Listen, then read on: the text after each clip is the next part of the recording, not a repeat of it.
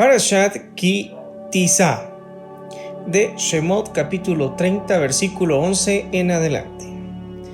Hashem le habló a Moshe diciendo: cuando censes a los israelitas para establecer su número, no los cuentes uno por uno, sino cada uno deberá entregar una moneda como contribución a Hashem, como rescate de su alma, para que no haya ninguna plaga mortal entre ellos a causa del censo.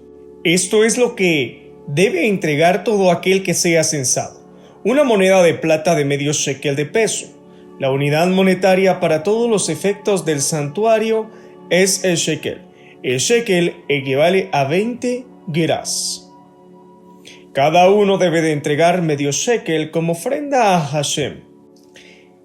Como comentario, entonces se contaba la cantidad de monedas y se sabía cuántos israelitas había.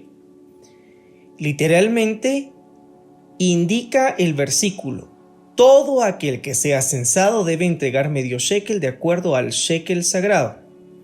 Esto no significa que el santuario emitía su propia moneda, ni tampoco que el shekel mismo era sagrado. Más bien significa que el shekel era una unidad de moneda para evaluar las donaciones y contribuciones que se hacían en beneficio del santuario. Por ejemplo, uno podía rescatar del santuario un terreno que estuviera en poder del mismo. Puedes corroborar esto con Levítico capítulo 27 versículo 16. O bien, podía donar al santuario el valor de una persona, según Levítico capítulo 27 versículos 2 al 8. En ambos casos se tomaba el shekel como una unidad de tasación y el valor del shekel era de 20 gerás. Continuamos con el versículo 14. Todo aquel que pase para ser contado de 20 años o más deberá aportar la ofrenda para Hashem. Los menores de 20 estaban exentos de la ofrenda y por lo tanto del censo, porque los menores de 20 no son punibles a manos del cielo y en consecuencia no requieren rescate de sus almas. Este es un comentario. Continuamos con el versículo 15. El rico no dará más de medio shekel ni el pobre menos de esa cantidad, como ofrenda a Hashem para rescate de sus almas. Comentario. Esa moneda para el censo era como rescate de sus vidas, porque a través de ella se evitaban el riesgo de ser dañados a causa de alguna plaga que pudiese surgir. Y por eso mismo el pobre no debía dar menos ni el rico más, pues en cuanto a las almas, el rico y el pobre son exactamente iguales. Ambos tienen el mismo valor. Continuamos con el versículo 16. Recoge la plata que los israelitas den como rescate de sus vidas y aplícala para hacer los zócalos o bases para la estructura de la tienda de reunión. Será un recordatorio ante Hashem en favor de los israelitas, como rescate de sus almas. Comentario. Este censo tuvo lugar antes de la construcción del santuario y su recaudación se aplicó para hacer los zócalos de la estructura, y después de haberse erigido el santuario se hizo otro censo cuya recaudación se aplicó a adquirir animales para ofrendas comunitarias. El shekel es una moneda y también unidad de peso. En los versículos que siguen a continuación tendrá este último significado. Continuamos con el versículo 17. Hashem le habló a Moshe diciendo: haz una pileta de cobre para lavarse con su base de cobre y ponla entre la tienda de reunión y el altar y llénala de agua. De allí, con el agua de dicha pileta, Aarón y sus hijos deberán lavar sus manos con sus pies. Es decir, debían lavar sus manos con sus pies al mismo tiempo. Ponían su mano derecha sobre su pie derecho y los lavaban. Y luego hacían lo propio con sus miembros izquierdos. Continuamos con el versículo 20. Cuando deban ingresar en la tienda de reunión o cuando deban allegarse al altar para oficiar, para ofrendar a Hashem el sacrificio quemado a fuego, deberán lavarse con agua y entonces no morirán. Deberán lavarse sus manos y sus pies como purificación para que no mueran. Esto será un decreto permanente para ellos, para él y su descendencia, por todas sus generaciones. Es decir, debían purificarse cuando ingresaban a la tienda de la reunión para ofrendar incienso a la mañana y al atardecer, o para salpicar la sangre de la ofrenda del vacuno del sacerdote principal y de la ofrenda del chivo por idolatría. Continuamos con el versículo 22. Hashem le habló a Moshe diciendo: Ahora tú, toma para ti una selección de especias calidad premium, mirra pura, 500 shekel, canela aromática, 2 medias partes, cada una de 250 shekel, caña aromática, 250 shekel, casia, 500 shekel. El patrón de medida es el shekel del santuario. Y aceite de oliva, un hin. Un hin es medida de capacidad. Continuamos con el versículo 25. Con estos elementos prepara el aceite de la unción sagrada, compuesto aromático, trabajo de perfumero experto. Será el aceite de la unción sagrada, o sea, preparado especialmente para tal fin. Unge con él la tienda del encuentro, el arca de las tablas del testimonio, la mesa con todos sus elementos, la menorá con sus accesorios, el altar del incienso, el altar de los sacrificios con todos sus elementos y la pileta de cobre con su base. Conságralos y serán sumamente sagrados. Todo lo que los toque quedará consagrado. Unge también a Aarón y a sus hijos y santifícalos para que oficien como sacerdotes ante mí. Háblales a los israelitas diciendo: Este será para mí aceite para la unción sagrada para todas las generaciones. No lo viertan sobre cualquier hombre ni tampoco hagan otro semejante con la misma fórmula. Es un aceite sagrado y será sagrado para ustedes. Quien prepare un aceite similar o lo vierta sobre alguna persona ajena al sacerdocio, será erradicado espiritualmente de su pueblo. Hashem le dijo a Moshe: Toma para ti especias aromáticas, bálsamo, uña aromática, gálbano, olíbano puro, la misma cantidad en peso de cada una, y otras especies. Comentario.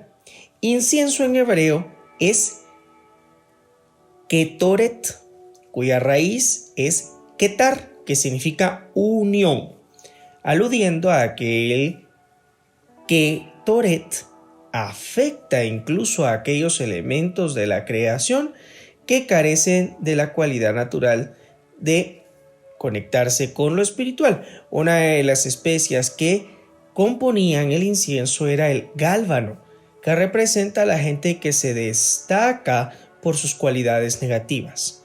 No obstante, también ellos se unen con el Todopoderoso a través de la conexión que implica la ofrenda del incienso, y ahora que las plegarias han reemplazado las ofrendas, aquella gente mantiene intactas sus posibilidades de reunirse con el Todopoderoso, pues en efecto la raíz hebrea de tefilá es plegaria, también significa unión. Continuamos con el versículo 35. Haz de esta mezcla un preparado para incienso según el arte del perfumero, que esté bien mezclada y sea pura y consagrada. Muele parte de la mezcla bien fino y coloca una parte de ella ante el arca de las tablas del testimonio dentro de la tienda de reunión, donde yo me reuniré contigo. en los momentos establecidos. Será sumamente sagrado para ustedes. En cuanto al incienso que prepares, no dupliquen la fórmula para uso personal, pues es sagrado para ustedes, y como tal, solo deben prepararlo para Hashem. Quien prepare un incienso similar para gozar de su fragancia, será erradicado espiritualmente de su pueblo. Continuamos con Shemot, capítulo 31, versículo 1.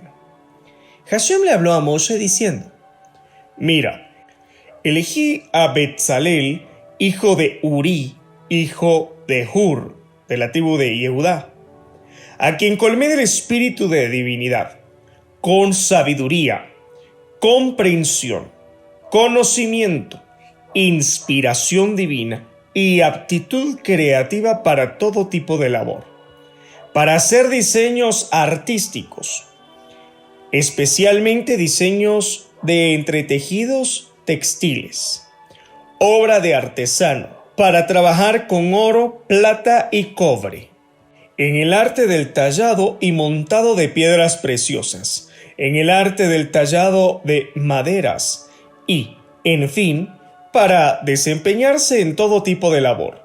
Mira, he designado junto con él a Oholiab, hijo de Ahisamach, de la tribu de Dan, como asistente, y he dotado de inteligencia el corazón de toda persona talentosa por naturaleza. Literalmente, se puede traducir como sabio de corazón. Que ellos realicen todo lo que te he ordenado: la tienda de reunión, el arca del testimonio con la cubierta que deberá estar sobre ella y todos los elementos de la tienda, la mesa con sus utensilios, la menorá pura, es decir, el candelabro de oro puro, con todos sus accesorios, el altar del incienso, el altar de los sacrificios con todos sus accesorios, la pileta de cobre con su base, los paños de embalaje. Estos servían para envolver los elementos del santuario cuando se trasladaban de un lugar a otro por el desierto. Puedes contrastar esto con el libro de Números, capítulo 4. La ropa sagrada del sacerdote, Aarón, y las vestimentas de sus hijos para oficiar, el aceite de la unción y el incienso de las especias aromáticas para el santuario, tal como te lo he ordenado. Así deberán hacer. Hashem le habló a Moshe diciendo: Tú, háblales a los israelitas, diciendo: Pero cuiden mi Shabbat, porque esto es una señal entre ustedes y yo, en todas las generaciones, para que sepan las naciones del mundo que yo soy, y menciona su nombre, que se escribe Yod Hei Vav Hei, quien los santifica a ustedes, hijos de Israel. La expresión pero cuiden mis Shabbats alude a que, en cualquier caso, aunque estés inmerso en tu trabajo, tómate la licencia de ser tú el que programes tus ocupaciones y no tus ocupaciones te programen a ti. En Shabbat, interrumpe toda tu actividad cotidiana y conságrate a él. Continuamos con el versículo 14. Cuiden el Shabbat porque es sagrado para ustedes. Quien lo profane será condenado a muerte. Quien realice algún trabajo prohibido en él será cortado espiritualmente de su pueblo. Es decir, no se puede transgredir el Shabbat ni siquiera para la construcción del santuario. Debe existir un descanso para todos. Inclusive, si deseas investigar más sobre este tema, puedes verlo desde el punto de vista médico, pues el cuerpo se regenera cada 7 días. Continuamos con el versículo 15. 6 días se podrá trabajar, pero el día séptimo será Shabbat de Shabbatot, dedicado a Hashem. Quien haga algún trabajo prohibido en el día Shabbat, se lo condenará a muerte. Shabbat de Shabbatot alude al carácter especial del día Shabbat, es decir, día de abstención total del trabajo. Eso es lo que significa. Continuamos con el versículo 16. Que los israelitas cuiden el Shabbat para hacer del Shabbat un pacto eterno para todas las generaciones. El Shabbat, será la señal perpetua entre los israelitas y yo. Señal de que en 6 días hizo Hashem los cielos y la tierra, y en el 7º día descansó y reposó. Continuamos con Shemot capítulo 32, versículo 1. Al ver el pueblo que Moshe se demoraba en descender del monte, la gente se reunió alrededor de Aarón y le dijeron: «Vamos, levántate, haz para nosotros dioses que vaya delante nuestro. Pues respecto de Moshe, el hombre que nos hizo salir de Egipto, no sabemos qué le ha pasado».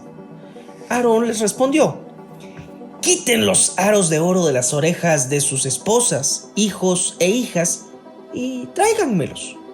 Todo el pueblo, los hombres, se sacó los aros de oro que tenían en sus orejas y se los llevaron a Aarón. Él tomó todo el oro de la mano de ellos, lo ató con un pañuelo, y los hechiceros paganos que salieron de Egipto con los israelitas lo transformó en becerro de fundición. Y entonces esos paganos dijeron: «Este es tu Dios, oh Israel, que te hizo ascender de Egipto». Algunos comentaristas indican que esa multitud fue la que corrompió a los israelitas. Continuamos con el versículo 5. Al ver a Aarón, construyó un altar ante él. Aarón proclamó: «Mañana habrá fiesta en honor a Hashem». Aarón construyó el altar procurando contener a la gente y mantenerlos alejados de la idolatría, dicen algunos comentaristas, esperando que para entonces Moshe ya retornara. Continuamos con el versículo 6. Al día siguiente se levantaron temprano, ofrecieron sacrificios Olá y Shelamim, es decir, de paz. Se sentaron a comer y a tomar y se dispusieron para la diversión. Este es un eufemismo de placeres carnales y criminalidad. Continuamos con el versículo 7. Entonces Hashem le dijo a Moshe: «Anda, desciende, pues tu pueblo que sacaste de Egipto se ha corrompido». Hashem le dice «tu pueblo», refiriéndose a la multitud de origen pagano que se sumó a los israelitas en Egipto bajo la autorización y responsabilidad de Moshe. Continuamos con el versículo 8. Rápidamente se apartaron del camino que yo les ordené. Se hicieron un becerro de fundición, se prosternaron ante él, le ofrecieron sacrificios y dijeron: «Estos son tus dioses, oh Israel, que te han hecho salir de Egipto». Dijo Hashem a Moshe: «He observado a este pueblo, y mira que es un pueblo testarudo, que no acepta reproches. Y ahora, deja que mi enojo arda contra ellos y los destruya, y de ti haré una gran nación». Moshe comenzó a suplicarle a Hashem, Elohim suyo: «¿Por qué, Hashem, arderá tu enojo contra tu pueblo, que tú sacaste de la tierra de Egipto con gran poder y mano fuerte?» Comentario. Moshe plantea así: normalmente uno tiene resentimiento contra algo o alguien que está a la par suya, pero tú, Hashem, que eres todopoderoso, ¿qué resentimiento puedes albergar contra la insustancia becerro y contra sus inconscientes adoradores? Continuamos con el versículo 12. ¿Por qué vas a permitir que los egipcios digan: con mala intención los sacó Hashem a los israelitas para matarlos en las montañas y aniquilarlos de sobre la superficie de la tierra? Reprime tu enojo y considera la idea de hacer el mal contra tu pueblo. Recuerda a Abraham, a Isaac y a Israel, es decir, Jacob, tus servidores, a quienes le juraste por ti mismo diciéndoles: incrementaré tu descendencia como las estrellas del cielo, y toda esta tierra de la que les he hablado se las daré a la descendencia de ustedes, y ellos la poseerán como herencia por siempre. Hashem reconsideró la idea del daño que dijo que haría a su pueblo. Reconsideró y se arrepintió de su intención de destruir al pueblo. Moshe dio media vuelta y bajó del monte con las 2 tablas del testimonio en su mano. Tablas escritas de ambos lados. Estaban escritas, grabadas de un lado y del otro. Milagrosamente, de ambas caras se veía exactamente la misma escritura. Las tablas eran trabajo de Elohim y la escritura era la escritura de Elohim, es decir, escritura grabada en tablas. Cuando Yehoshua escuchó los gritos de jolgorío de la gente, le dijo a Moshe: ¡hay gritos de desafío en el campamento! Pero Moshe respondió: no son gritos de victoria ni de derrota, son gritos de herejía y que dan pena los que oigo. Continuamos con el versículo 19. Resulta que cuando se acercó el campamento y vio el becerro y los bailes, ardió el enojo de Moshe, que tiró de sus manos las tablas y las rompió al pie del monte. Comentario. Moshe se indignó al ver que a poco del sublime momento de máxima revelación divina y en ese mismo sitio el pueblo idolatraba a un becerro de oro, alejándose así de la esencia. Pero no fueron la indignación ni el enojo los que indujeron a Moshe a romper las tablas, sino su profundo amor a Israel, ya que rompiéndolas destruía el testimonio de la prohibición de la idolatría, privando así a Hashem de fundamento incriminatorio contra Israel. En Shemot, es decir, Éxodo capítulo 34, versículo 1, dice Hashem a Moshe: que las segundas tablas sean iguales a las primeras, las que rompiste. También en Devarim, es decir, Deuteronomio capítulo 34, versículo 12, se usa la frase las que rompiste. Bien podría interpretarse en el sentido de las que rompiste con aprobación, constituyendo el beneplácito de Hashem a Moshe por el acto de haberlas roto, como que Hashem dijo a Moshe, en otras palabras, bien hecho. En vista de ello, la expresión que rompiste, que subjetivamente pareciera producto de la ira de Hashem contra el pueblo a causa del becerro, debe verse más bien como la aprobación de Hashem a la actitud de Moshe en defensa del pueblo. Como que le dijo: bien, Moshe, tú eres un líder y más allá de cualquier otro análisis, un líder siempre debe salir en defensa de su gente, aunque para ello hayas debido romper las sagradas tablas. Bueno, este solamente es un comentario y es digno de análisis. Continuamos con el versículo 20. Luego agarró el becerro que ellos habían hecho, lo arrojó al fuego y lo molió hasta hacerlo polvo. Y el polvo lo diseminó sobre la superficie del agua e hizo que los israelitas la tomasen. Un comentario dice: quiso ponerlos a prueba como se hace a una mujer sospechada de infidelidad. Puedes verificar con Números capítulo 5, versículo 11 al 31. Continuamos con el versículo 21. Dijo Moshe a Aarón: ¿qué fue lo que te hizo el pueblo para que le permitieras incurrir en una falta tan grave?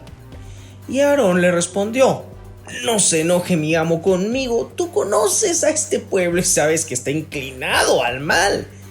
Ellos me dijeron: haznos un Dios que vaya delante nuestro, pues En cuanto a este Moshe, el hombre que nos hizo salir de Egipto, no sabemos qué le ha pasado.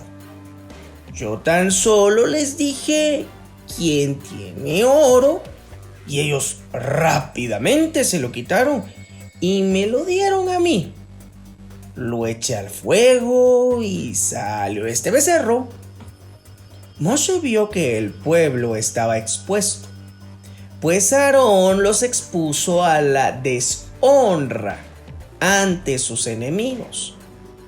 Entonces Moshe se paró en la entrada al campamento y gritó: ¿Quién es este con Hashem que se una a mí? Y todos los levitas se reunieron alrededor de él. Moshe les dijo: Así dijo Hashem Elohim de Israel: tomen cada uno su espada y pasen ida y vuelta de puerta en puerta por el campamento. Maten cada uno, incluso a su hermano, incluso a su amigo, incluso a su pariente. Los levitas hicieron como les dijera Moshe. Aquel día cayeron unos 3,000 hombres. Moshe les había dicho: conságrense hoy a Hashem, enfrentando, incluso matando cada uno a su hijo o a su hermano, para que él les dé hoy su bendición. Comentario: por esa lealtad a causa divina, los levitas tuvieron el mérito de ser una tribu que escogiera el Todopoderoso con el rol que debían de llevar a cabo, en lugar de los primogénitos, quienes fueron los que adoraron el becerro, y de esa forma se profanaron. Continuamos con el versículo 30. Al día siguiente Moshe les dijo al pueblo: ustedes cometieron una grave falta. Ahora, yo ascenderé hacia Hashem. Quizás pueda obtener el perdón de su falta. Moshe retornó hacia Hashem y dijo: te imploro, este pueblo ha cometido una grave falta. Se hicieron un dios de oro y ahora tan solo perdona su falta. De lo contrario, bórrame ya de tu libro que has escrito. Un comentario: bórrame del libro de la Torá, para que nadie fuera a alegar que yo carecía de méritos como para pedir misericordia por los israelitas, pues el deber de un líder es velar por el bienestar de sus dirigidos. Este es un comentario personal. Veo interesante que menciona la frase tu libro que has escrito. La Torá, si bien fue escrita a mano por Moshe, realmente sale y emana del corazón del Todopoderoso. Es decir, que esa ley no fue inspirada por Moshe, sino que fue el producto del corazón, de la sabiduría, del intelecto del Padre, quien había escrito ya esta maravillosa palabra. Claro está, Moshe está después de Bereshit, es decir, que el Padre ya estaba escribiendo su libro. ¿Cuándo? Esto es algo eterno, su libro es eterno. También un comentario personal es que Moshe dice: bórrame de tu libro, es decir, todos estamos escritos en este libro. Por eso es de que lo vivimos. Continuamos con el versículo 33. Hashem le respondió a Moshe: solo al que le haya cometido una falta contra mí, lo borraré de mi libro. Ahora anda, guía a este pueblo hacia a donde te indique. Mira, mi ángel irá delante de ti, y el día que haga un balance, su falta la tomaré en cuenta en contra de ellos.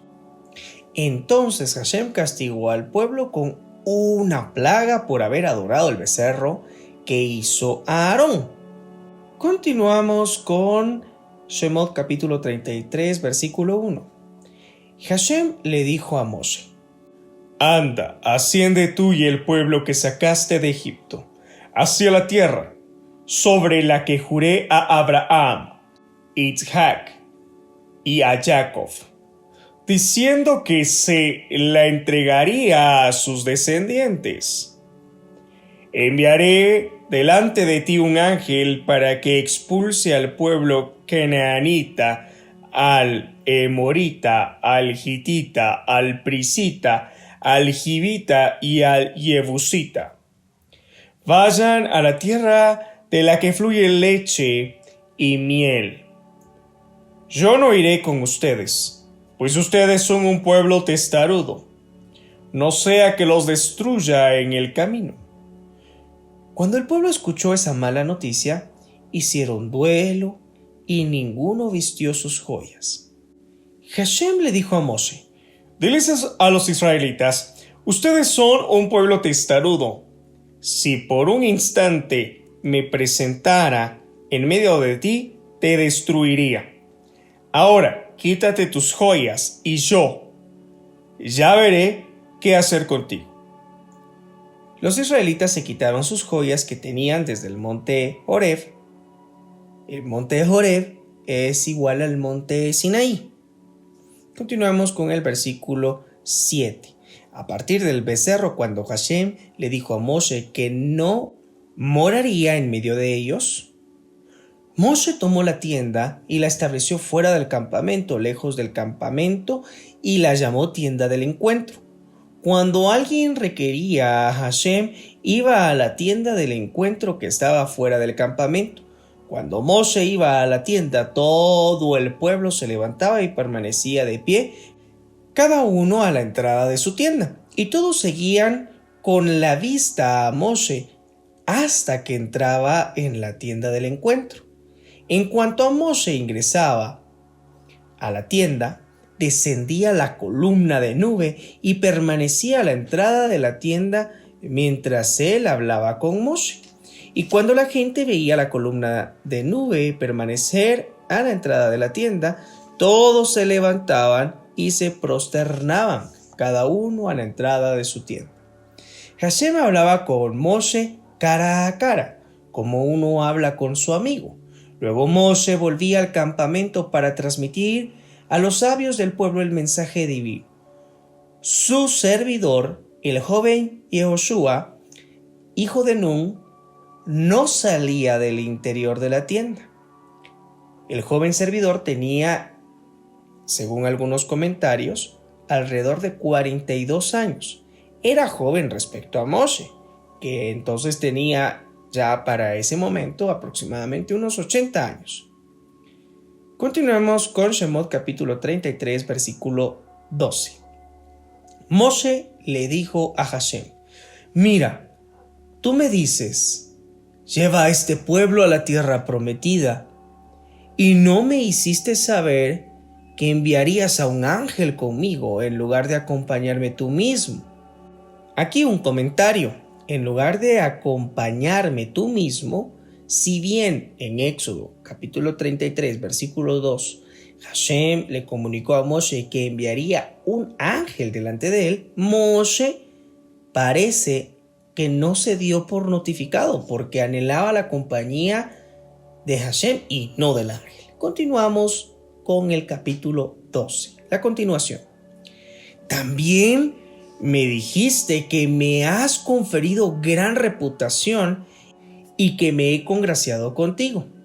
Comentario: la gran reputación alude a la gloria que significa para Israel la magnificencia con que Hashem se presentaba en medio de una nube, en virtud de lo cual el pueblo creía no solo en el gran líder Moshe, sino también en los profetas que le sucedían.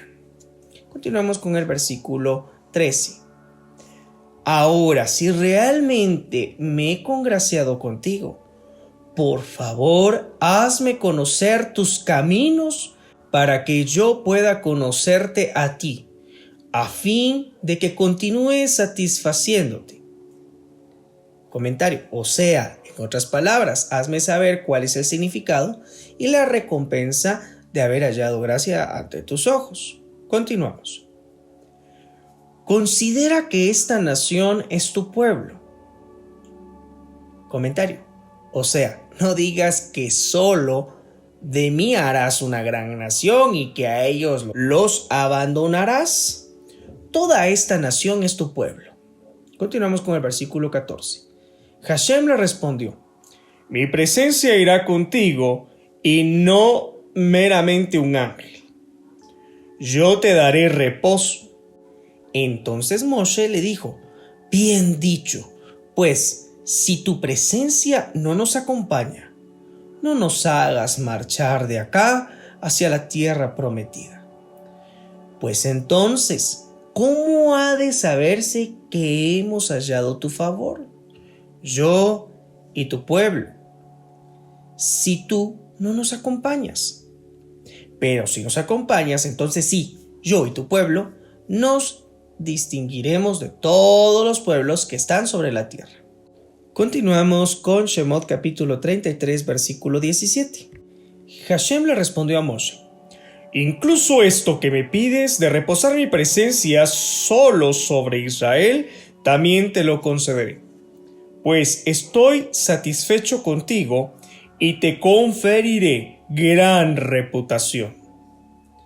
Le dijo Moshe: Muéstrame tu gloria, permíteme comprender tu naturaleza.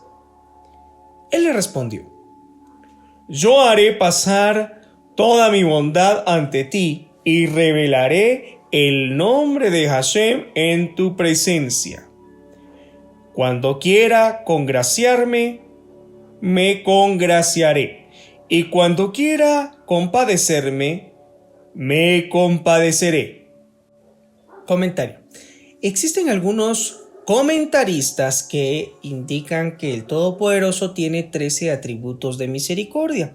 Y en este texto en particular, el Todopoderoso está manifestando que aunque nosotros pidamos, Él se reserva el derecho de responder favorablemente o no a la petición que tengamos. Continuamos con el versículo 20.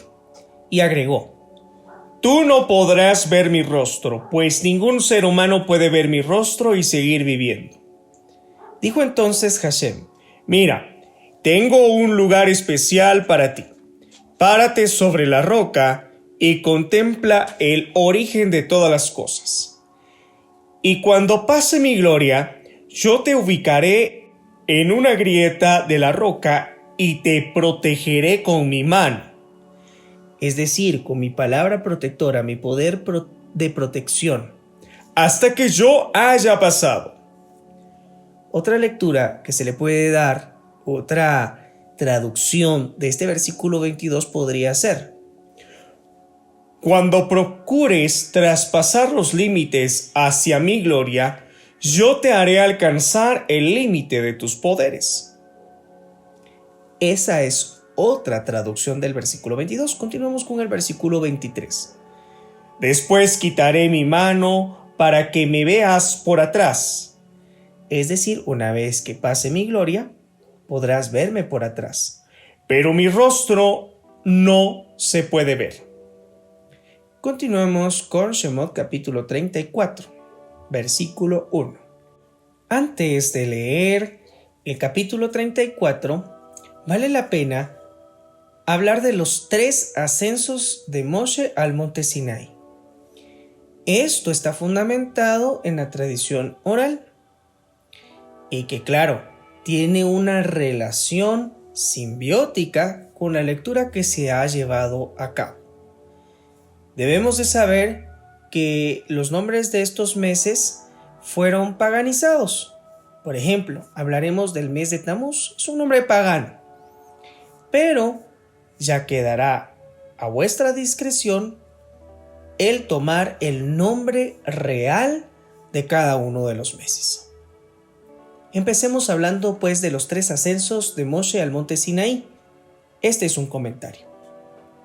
50 días después del éxodo de Egipto, un 6 de Sivan, Moshe asciende al monte Sinaí para recibir las primeras tablas, de donde desciende 40 días después. Es decir, sería un 17 del mes de Tamuz. Al ver el acto de idolatría con el becerro de oro, Moshe rompe esas primeras tablas. 2 días más tarde, ya para un 19 de Tamuz, Moshe asciende nuevamente al monte Sinaí para obtener el perdón divino para el pueblo de Israel y permanece allí nuevamente por un espacio de 40 días, hasta lo que sería ya el 29 de Av. Al día siguiente, el 1 de Elul, el Todopoderoso le informa a Moshe que perdonó al pueblo y le ordena ascender nuevamente al monte para recibir las segundas tablas. Moshe permanece en el monte Sinaí un tercer periodo de 40 días y asciende el 10 de lo que sería el mes de Tisri, para el día de Yom Kippur, el día del perdón. Ahora sí, haremos la lectura del capítulo 34, versículo 1. Dijo Hashem a Moshe: Talla para ti 2 tablas de piedra, iguales a las primeras, para que yo te escriba sobre las tablas las mismas palabras que estaban escritas sobre las primeras tablas, las que rompiste. Aquí hago un comentario. Quizás en algún momento te has preguntado qué tipo de piedra se utilizó para escribir estas tablas. Según la tradición oral, que no podemos descartar que la información que se presenta en esta tradición sea falsa, pero tampoco podemos creer todo. Eso ya corresponde a cada uno pedirle sabiduría al Todopoderoso y que pueda mostrarnos su verdad. Pero se dice de que las tablas estaban compuestas de zafiros. Es decir, eran 2 rocas de zafiros. El zafiro no necesariamente es de color azul, también existe el zafiro en tono rojo. Es por eso que cuando el pueblo mira al monte, logra ver destellos rojos, porque es la luz atravesando estas rocas. Se dice que el Todopoderoso le ha mostrado entonces a Moshe una mina de zafiros y le dijo: talla 2 tablas y los restos de zafiro que se desprendan serán para ti. Es por eso, y ese es el sentido de la expresión que hemos leído al inicio: talla para ti. Continuamos con el versículo 2. Estate listo a la mañana.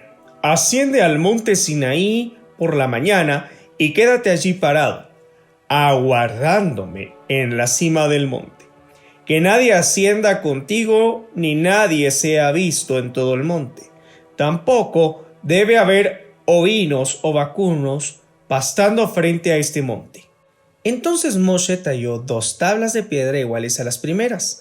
Moshe se levantó temprano por la mañana, ascendió al monte Sinaí, tal como se lo había ordenado Hashem, portando en su mano las 2 tablas de piedra. Hashem descendió en una nube y se paró allí con él, y proclamó el nombre del Todopoderoso. Comentario. Vale la pena hacerse la pregunta: ¿quién fue el que mencionó el nombre del Todopoderoso? Hay quienes opinan que fue el Todopoderoso que proclama su nombre, y hay otros que indican que es Moshe quien está proclamando el nombre del Todopoderoso. Continuamos con el versículo 6. Hashem pasó ante él y proclamó su nombre, que se escribe de la siguiente manera: Yod, Hei, Vav, Hei. Y le agregó el calificativo el, es decir, misericordioso, piadoso, indulgente, tolerante, antes de despertar su ira, abundante en bondad y en verdad, preservador de la benevolencia por miles de generaciones, perdonador de iniquidad, de la transgresión y de la falta, quien absuelve al que se arrepiente y no absuelve al que no se arrepiente.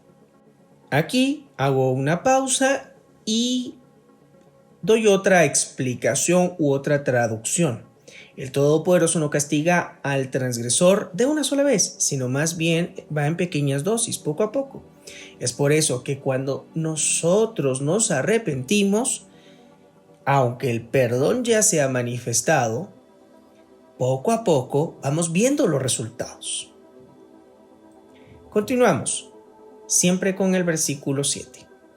Él recuerda la iniquidad de los padres sobre los hijos y sobre los nietos, siempre que ellos continúen en la misma línea de la rebelión de sus padres, hasta la tercera y hasta la cuarta generación. Aquí vale la pena también hacer un comentario. El bien con que el Todopoderoso recompensa es más intenso que el castigo que aplica en una relación como esta.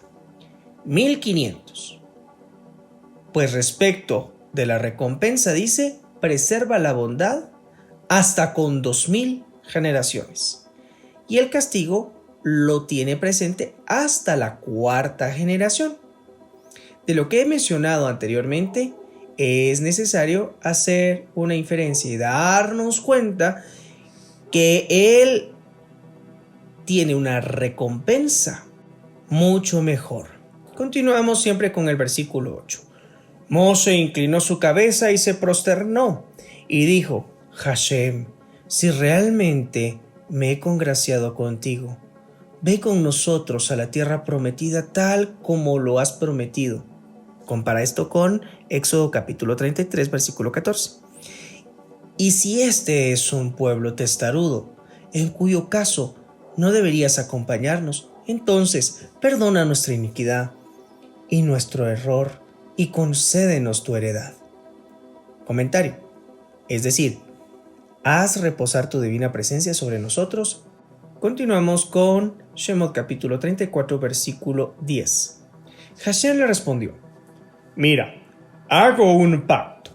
En cuanto al pedido de que Israel se distinga de todas las otras naciones, haré distinciones ante todo tu pueblo, como nunca se han hecho en toda la tierra ni en ninguna nación. Todo el pueblo, en medio del cual te encuentras, verá la obra de Hashem, reverencialmente temible, que estoy por hacer para ti. Sé cuidadoso en lo que te ordeno.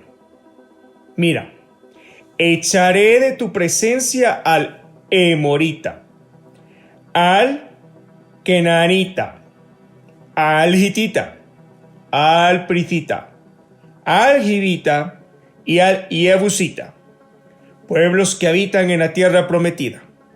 Cuídate de no hacer ningún pacto con los que habitan en la tierra a la que has de ingresar, para que no sea una trampa contra ti. Por el contrario, derriben sus altares, rompan sus monumentos y corten sus árboles de idolatría. Pues no debes prosternarte ante un Dios de otros, pues Hashem celoso es su nombre, Él es celoso. Comentario, es decir, Él requiere exclusividad en su servicio. Continuamos con el versículo 15. No hagas ningún pacto con los habitantes de aquella tierra. De lo contrario, cuando ellos vayan a adorar a sus dioses y a ofrecerles sacrificios, ellos te invitarán y terminarás tú también comiendo de sus sacrificios. Y entonces tomarás de las hijas de ellos para casarlas con tus hijos. Y cuando ellas vayan tras sus dioses, seducirán a tus hijos para que también ellos los adoren. Comentario.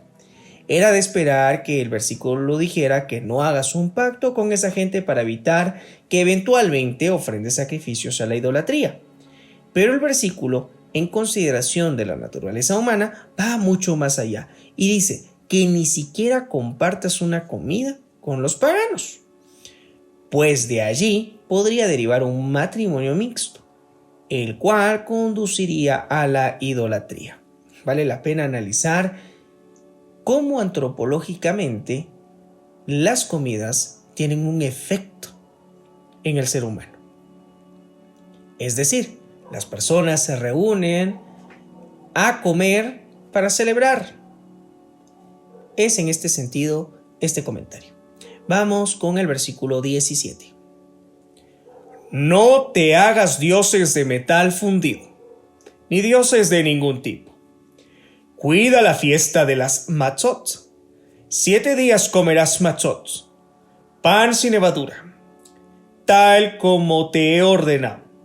En el momento indicado, en el mes de la primavera, es decir, en el mes hebreo de Nisan, o como su nombre original es, el mes Aviv, es decir, el mes de avivamiento.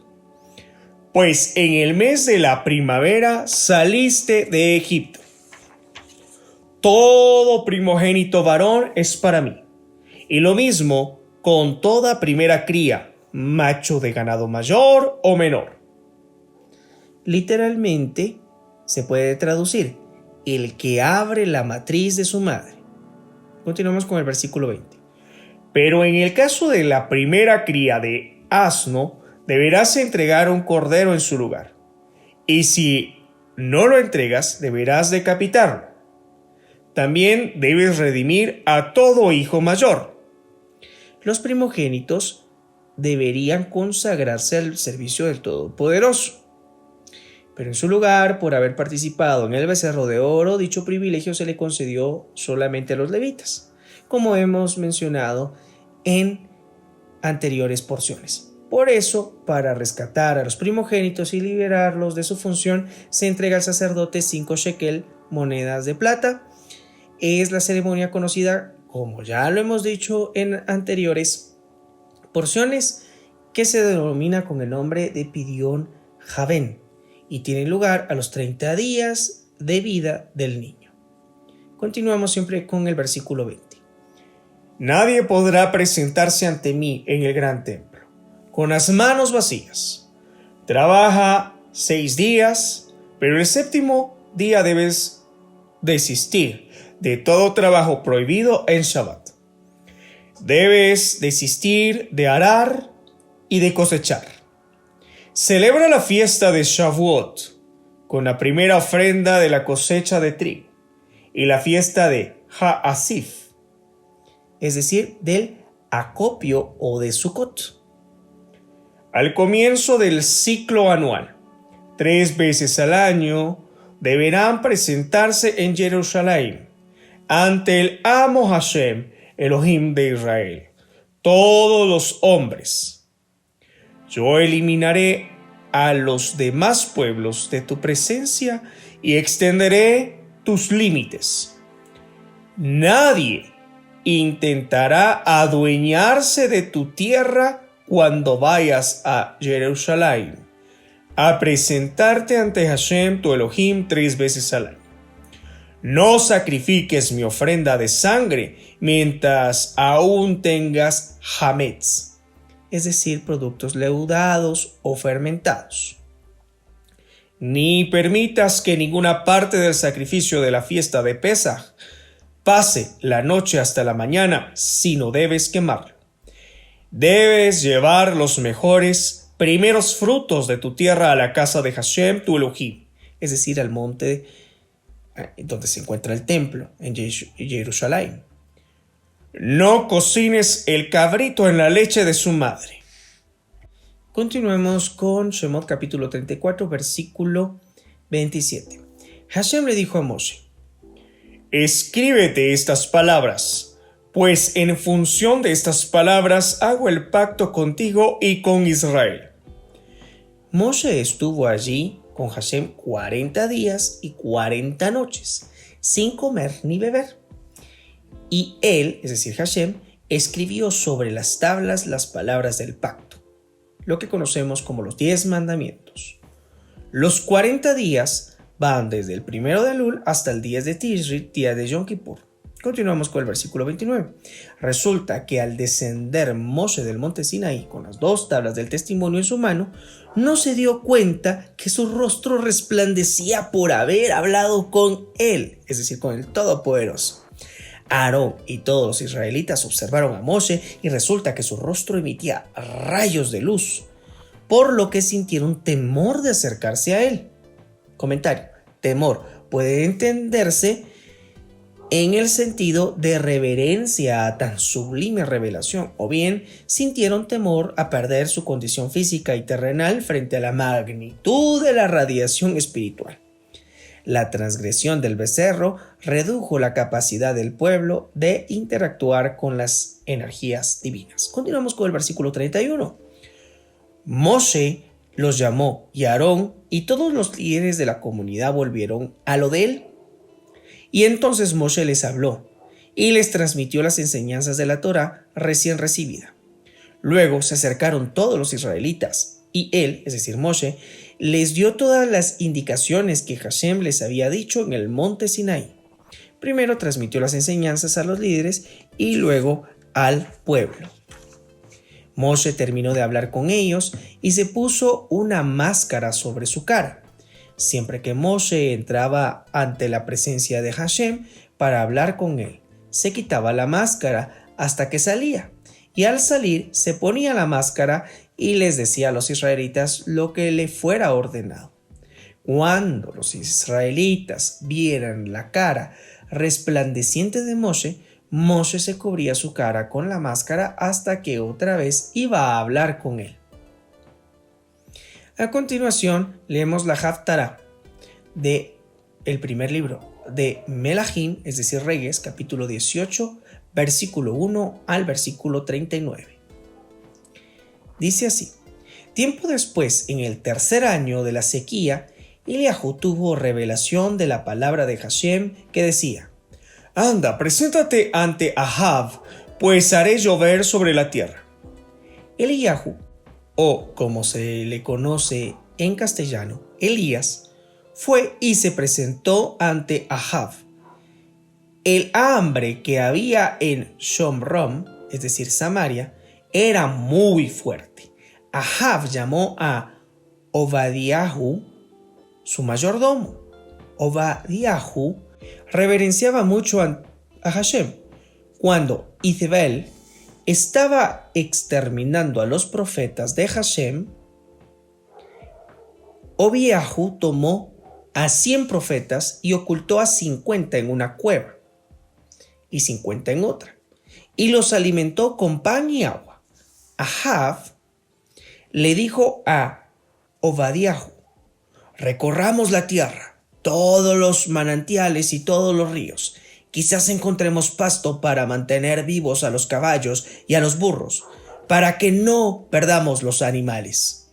Se repartieron las zonas del país que debían recorrer. Ahab se fue solo por un camino y Obadiahu por otro. Ya en el camino, Obadiahu vio de repente que estaba frente a Eliahu, es decir, a Elías. Lo reconoció, se prosternó y le dijo: ¿es usted mi señor Eliahu, es decir, Elías? Sí, le respondió él, soy yo. Anda a lo de tu amo y dile que aquí está Eliahu. Obadiahu respondió: ¿cuál fue mi transgresión? ¿Por qué usted pretende entregarme a mí, que soy su servidor, en mano de Ahab? Comentario: Ahab es Jezabel. ¿Para que me mate? Tan cierto como es de incuestionable la existencia del Todopoderoso, nuestro Elohim, le juro que no hay nación o reino a la que mi amo Ahab no haya enviado a buscarlo a usted. Y cuando le decían: no está, les hacía jurar que en verdad no le habían hallado. Y ahora usted me dice, anda, dile a tu amo que aquí está Eliyahu. Lo que va a suceder es que cuando yo me aleje de usted, el espíritu de Hashem lo llevará a usted a donde yo no sepa. Y cuando yo le dé la noticia a Ahab, él no lo hallará a usted y me matará. Pero yo, tu servidor, soy temeroso de Hashem desde mi juventud. ¿Por qué usted pretende que yo muera?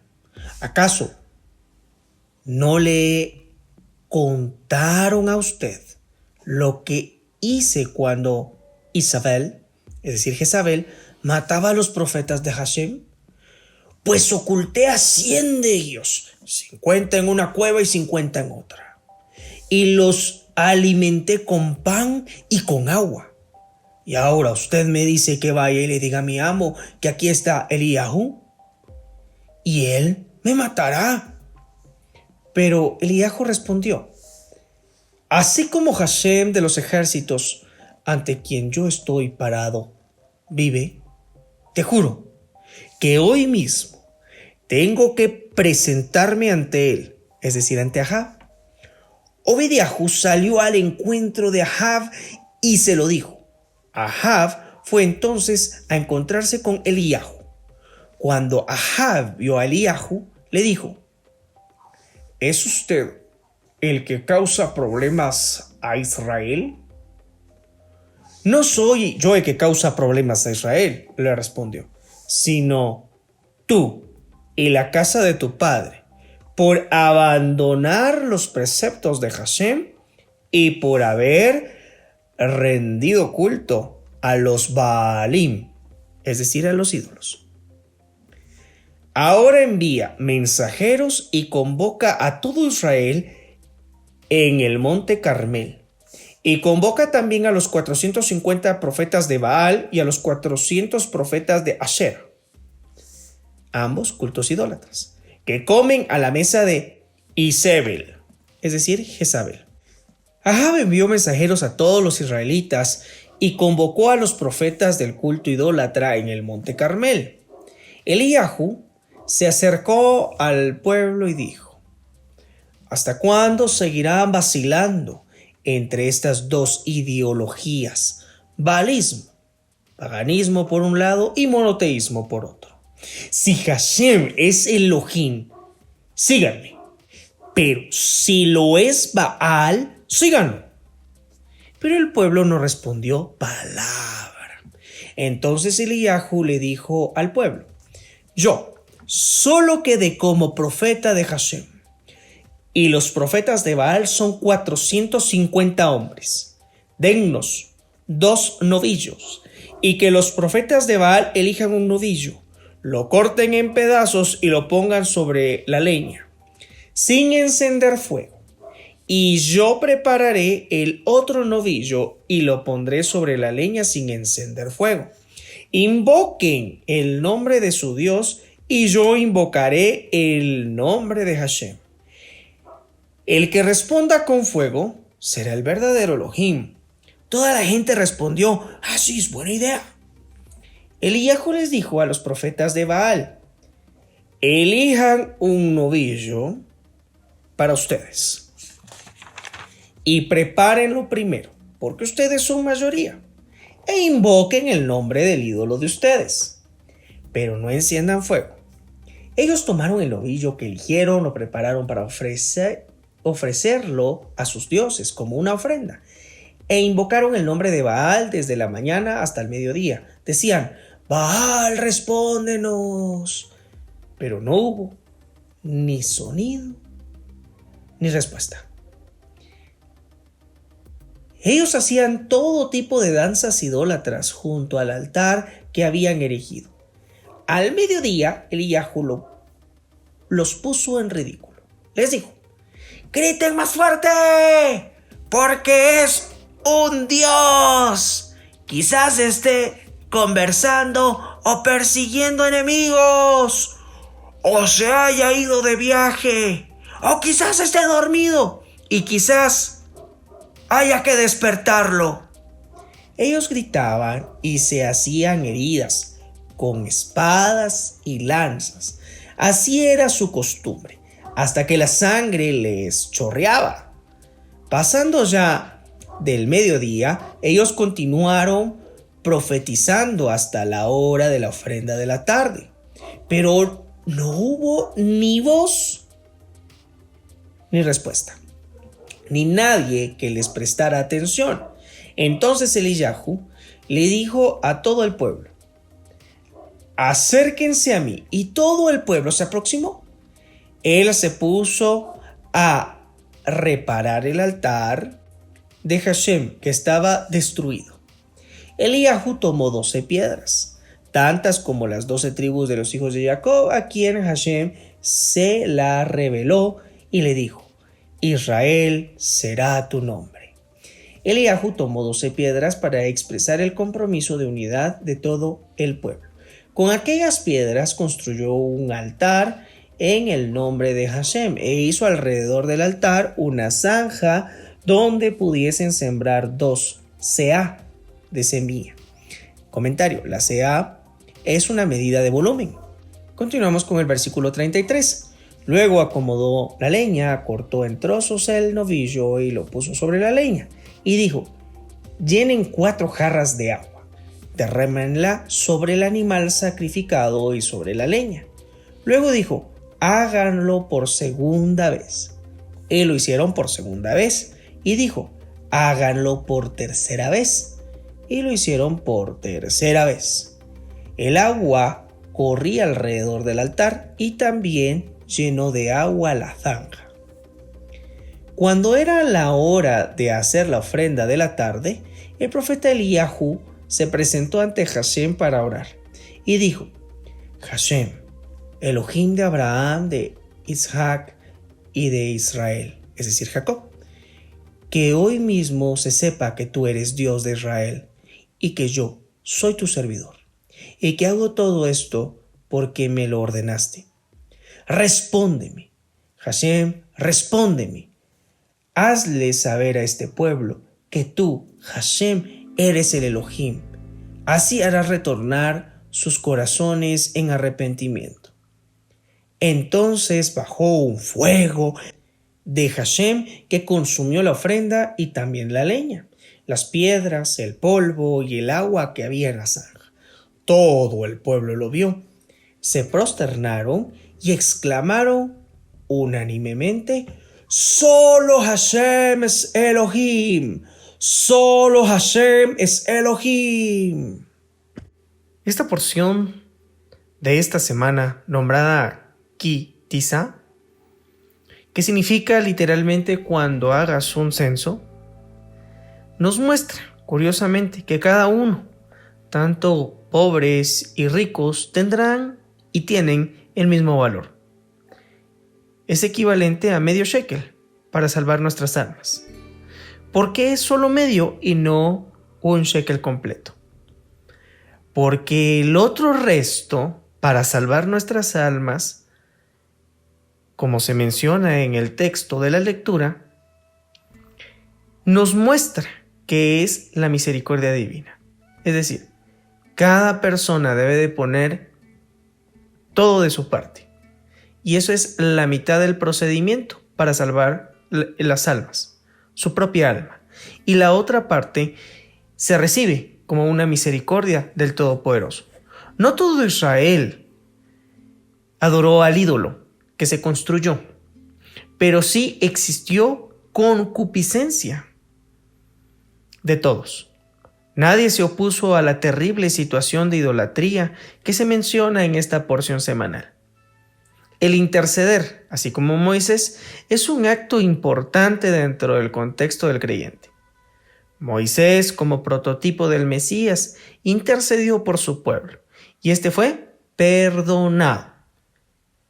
En esas dificultades, el Todopoderoso manifestó sus atributos de misericordia, que se pueden hacer un énfasis y una recopilación que tiene 13 características.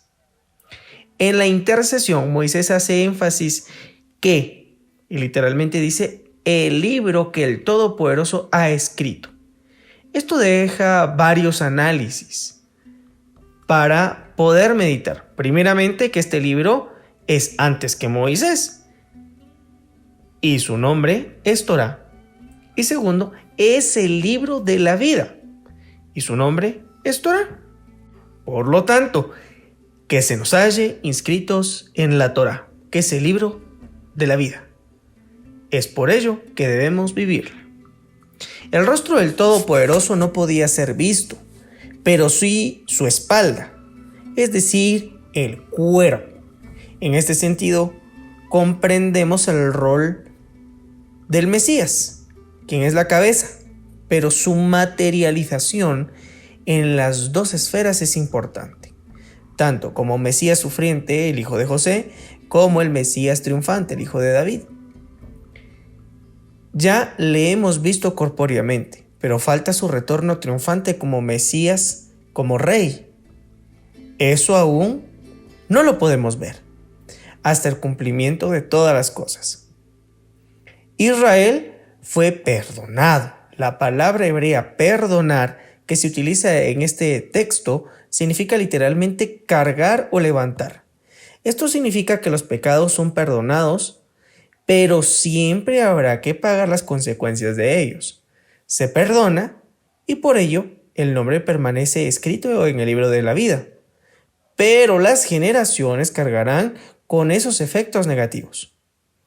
¿Quieres un ejemplo? Tenemos el caso de Adán y de Eva.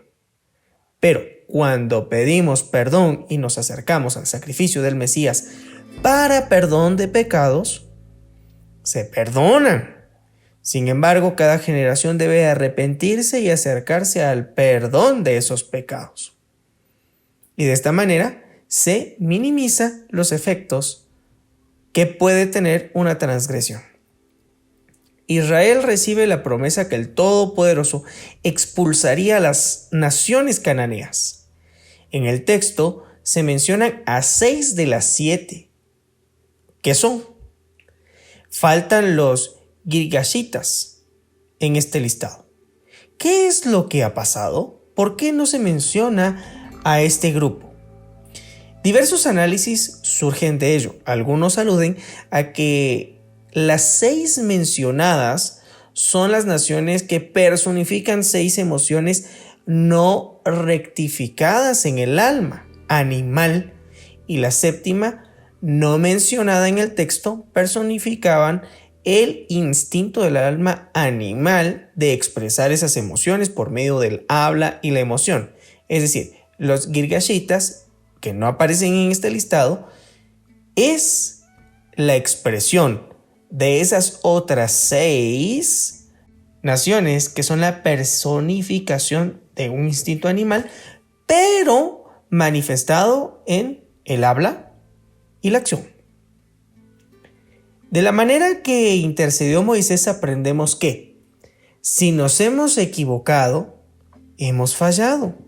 Podemos hablar con libertad y apertura al Creador y decirle: oye, quiero hablar contigo, he fallado, pequé. O si lo quieres decir en términos coloquiales, metí la pata. Merezco todo lo que diga tu libro, es decir, tu Torá, pero tú me conoces mejor de lo que yo me conozco a mí. Entremos en un compromiso o un pacto. Hagamos un trato, un convenio. Yo haré un mejor papel de ahora en adelante, lo haré diferente de hoy en adelante. Ahora tú, por favor, reescribe mi historia. Luego de realizar esta lectura podemos observar que si algo no existe en el diccionario del Todopoderoso es el fracaso. Sí, siempre Él tratará que su pueblo sea bendecido y por lo tanto buscará los medios para que esto se pueda dar. Aunque nos duela, será parte de su bendición. Es por eso que nunca desechó a su pueblo. Esta semana puedes meditar en esos 13 atributos de misericordia, el significado de 6 de los 7 pueblos cananeos que debían de ser conquistados. También puedes meditar en lo siguiente. Lee detenidamente las características y atributos de la misericordia del Todopoderoso y analiza cómo has recibido esa respuesta a tu vida. Mi nombre es Juan Carlos Castillo Rodríguez y ha sido un gusto compartir contigo esta porción semanal. Espero poderte encontrar la próxima semana y te invitamos a que puedas ingresar a www.shedeur.com y a nuestras diversas redes sociales. Hasta pronto, hermanos.